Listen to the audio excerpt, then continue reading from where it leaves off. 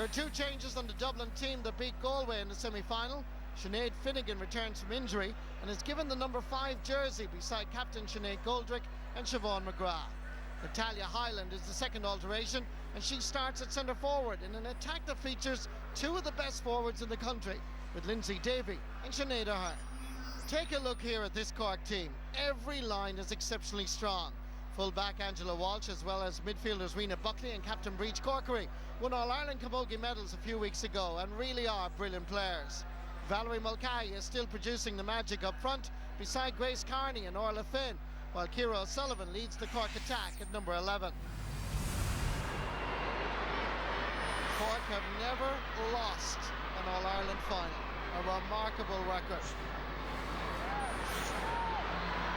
Breach Corkery, what a fantastic footballer and indeed camogie player she is. Centre half forward for Cork is Ciara O'Sullivan. Quick hands, laying it off for Annie Walsh. This is Grace Carney. Immediately available is Valerie Mulcahy.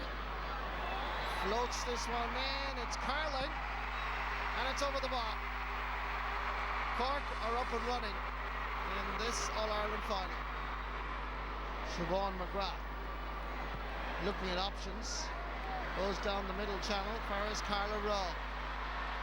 She did well. Ball into space, overlap provided by Denise Masterson. This is very good play by Dublin. The shot is equally as good. Lindsay Davey is at the end of a defence-splitting move by Dublin. It's the best move of the match so far. So many Dublin players involved. It ended with this player, Lindsay Davey, scoring a point. Nice one too with Molly Lang. The speed and the tenacity has to be admired in this All-Ireland final, and the ball breaks for Lindsay Peat, bearing down on the goalkeeper. What can she do? She can score!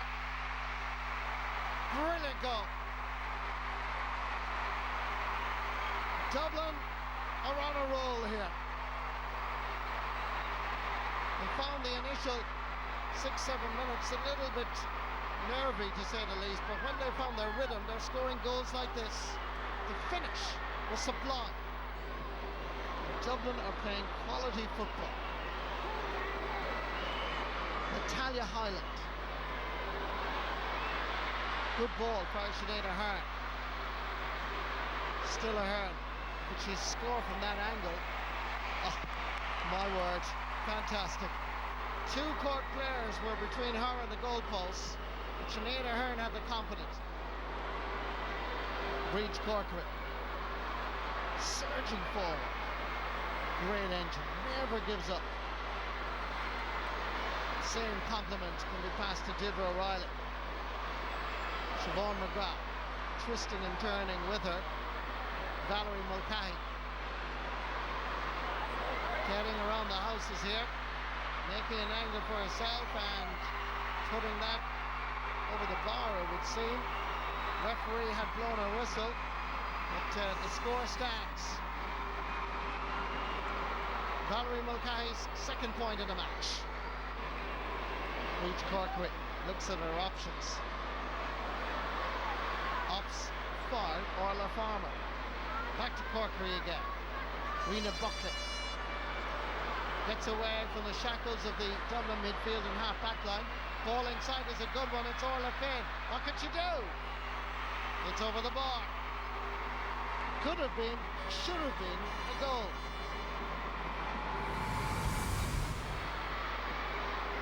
This is Carla Rowe. Front of the Cusack stand. Gets by Vera Foley and away she goes. Ball inside to Lindsay Peat. There's a chance of another goal. Brilliant! Lindsay Peat from Parnell's goes from goal number 1 to goal number 2. Great finish here by the Parnell's footballer. It's a long, long way back this time for Cork. Denise Masterson, Lindsay Peat, flicking the ball into the middle. In comes Lindsay Davy. Chance of a score, and it's over the bar. It's her third point. But Dublin are playing the game of their lives.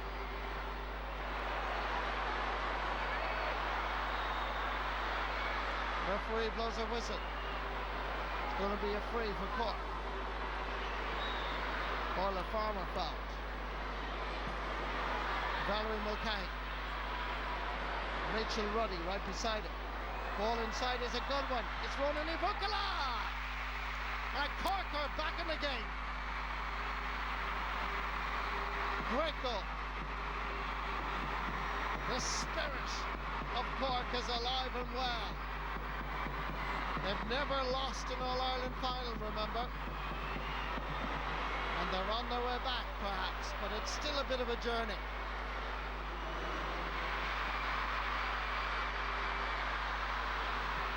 Nullig Cleary. Ronan Ivukala has added a whole new dimension to the Cork attack, winning 50-50 ball and scoring a goal and a point since her arrival. Nullig Cleary goes long.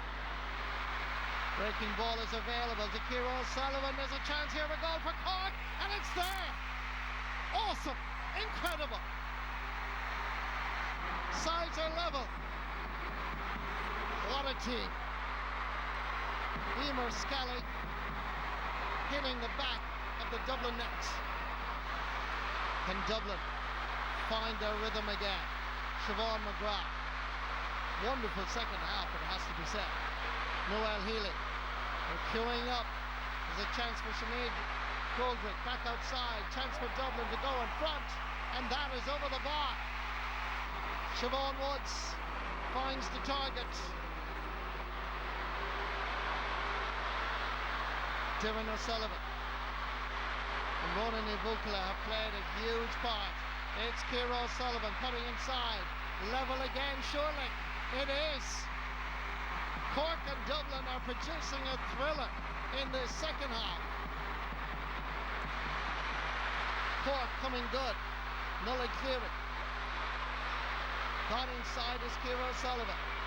Nullig waiting for somebody to be clear and available. Dylan O'Sullivan. Over this side is Geraldine O'Flynn. Cuts inside, shoots and scores.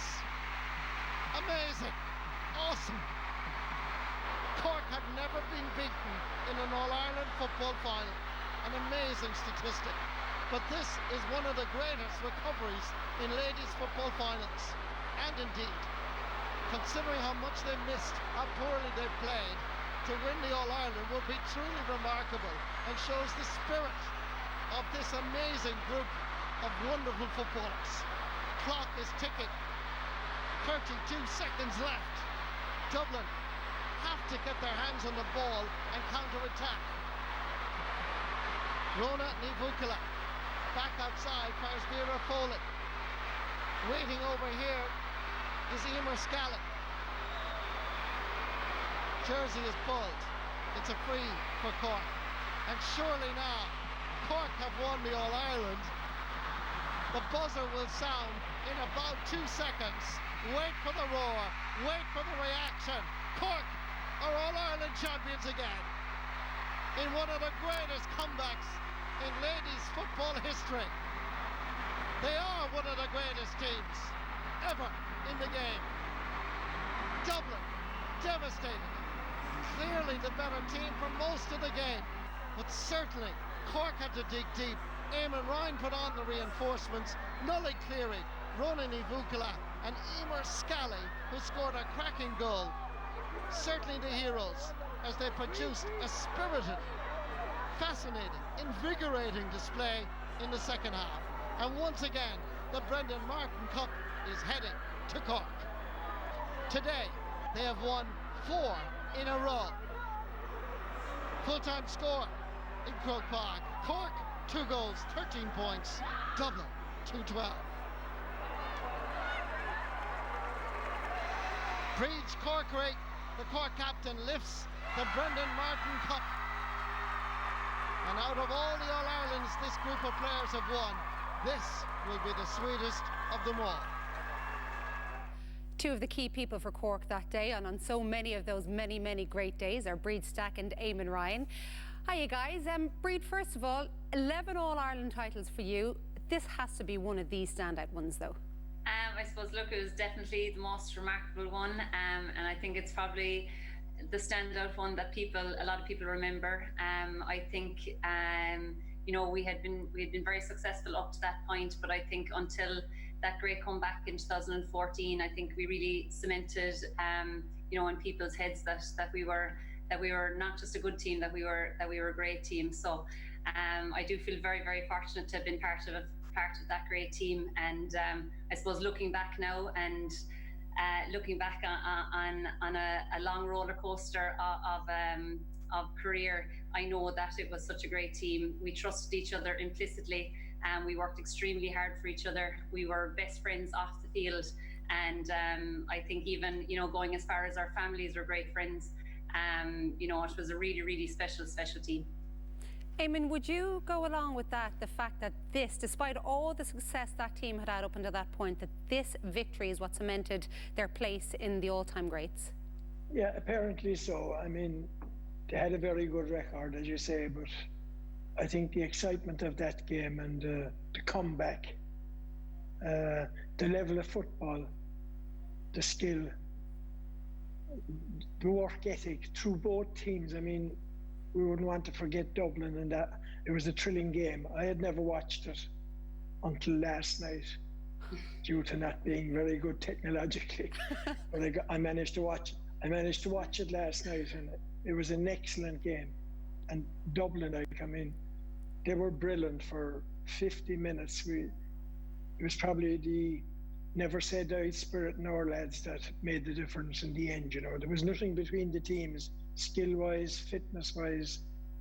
I mean, for a long time we looked in serious trouble. But I think it was a great game. It doesn't matter whether it's ladies or men's or boys or girls. It was just a great game. And yeah, having watched it last night, as I say, for the first time since that day, it was a thrill again to watch it. I was engrossed in it, even though I didn't know the result, you know.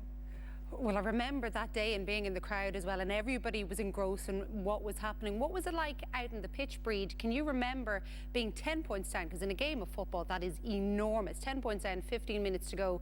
Did you always believe that you could still do it, or there must have been big doubts creeping in? Yeah, look, I suppose even going back to the year previous, we probably maybe stumbled to an All-Ireland the year previous. So I think, you know, coming into 2014, we really wanted to set out, you know, and have a really good championship. And we did. We had a very good Munster campaign. We had, you know, we had done very well to get to the All-Ireland final. We had beaten teams, I suppose, who, you know, would have been great opponents down through the years in Mayo and Armagh. And to get to the final, I suppose, and to feel maybe that, you know, things were really unravelling and that they weren't going the way that we had hoped. I suppose the closer you get to the end of your career, you know, I suppose the more fear creeps in, and definitely there was an element of doubt. But I think it's you know, an element of doubt is always a good thing. You know, it keeps you grounded, keeps you focused, and stops you from being complacent. And I think there was a mental toughness in that group, and that comes through experience as well. I suppose we had a good few All-Irelands under our belt at that stage, and I suppose there was just a little bit of a mental toughness there that, look, it's not over till it's over. And I know it's, you know, it's a joke on our camp, but you know, the theme song of our team was Tommy Fleming's "Don't Give Up Till It's Over," and you know, that was most significant that day than any other day, definitely. It absolutely was. And we talk about greatness. Interestingly, you, Breed, talked about this implicitness, this trust that you have amongst yourselves. And yet, Eamon, when you came in, what was it, end of 2004, 2005, you've since spoken about factions being within the group and a lack of camaraderie. Just tell us a bit about that and what it was like when you first joined this setup. Well, I don't know that I've spoken of it, but it was a fact that there was huge rivalry between the clubs. Now, I was totally new to the scene. I had no experience of that particular group of players. And initially, the different club members stuck together in the dressing room, but gradually through hard work on the training field and just by focusing totally on the football side of it, and thereby seeing kind of a gradual improvement in skill level and fitness level, the team kind of gelled organically over a period of time. Actually, now you would want to be very careful if you spoke about one of them to another. It could come back to bite you because they're still great friends. They're still like, they're almost like a family. And I mean, you referred there to that day against Dublin. I think that's what really showed how tight the team was, because there were a number of things went wrong that morning.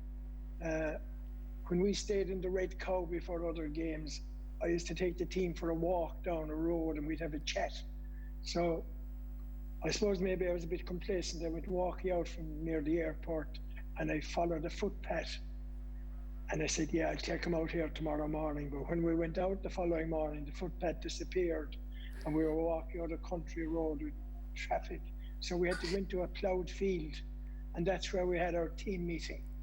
And here you have 30-something girls, very modern girls, and an old man, and nobody would know that this was a team meeting before a big match. They just accepted it, and that was one of the signs of their greatness, really, that they just accepted that I didn't deliberately make a mess of it, that it just happened, that I was genuinely trying to do what I should do, but it backfired. And later on that day, the car park barrier got jammed on the way to Croke Park, and we were in the bus for 12 minutes. And again, they accepted that. They didn't lose the head. Our warm-up was suddenly cut from 11 minutes to 6 minutes. Now, I was losing the head at that stage, but the players, now I think it may have affected them in the first half, but they kept working, and eventually things came right. And watching the last 10 minutes last night, that was them at their glorious best, if you like, That's a bit long-winded now, Joanne. No, do you know what? That's an absolutely perfect way to sum it up. So thank you so much to both Eamon Ryan and to Breed Stack as well. And thank you to all of our guests tonight as well. That's all we have time for, though. Des is back next week for the Sunday game at the same time of